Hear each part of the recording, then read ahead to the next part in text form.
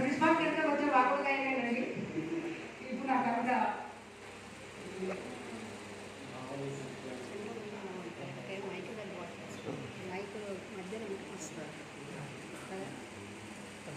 చాలా కథలు ఉన్నాయని నేను సముద్రాన్ని తెప్పించుకున్నానండి.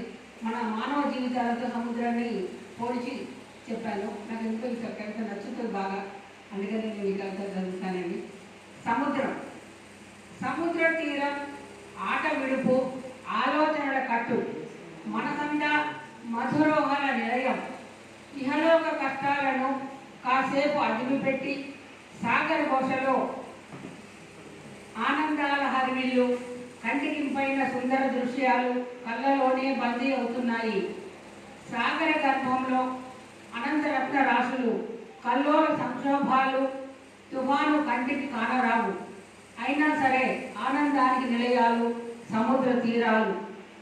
తీరం తాకాలని ఆరాటం, పోరాటం, తాకలేక నిరాశతో సాగర మథనంలో విలీనం. ఆటుపోటుల నిరంతర సంఘర్షణ, మానవ జన్మ సుఖదుఖాల మిళితం.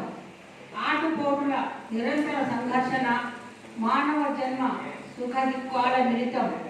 సహనానికి సవాలు విసిరే సముద్రుడు, మానవ జాతిని మేల్కొల్పే మార్గదర్శి. ఎదురుచూపులు, తీరం తాకాలని ఎంతో ఆరాటం, విశ్వ ప్రయత్నం. విఫలంలోనే సఫలం ఉందనే స్ఫూర్తిదాయకం. విఫలంలోనే సఫలం ఉందనే స్ఫూర్తిదాయకం. ప్రయత్నం పట్టుదల లేని కృషి వ్యర్థం అనర్థదాయకం. ప్రయత్నం పట్టుదల లేని కృషి వ్యర్థం అనర్థదాయకం.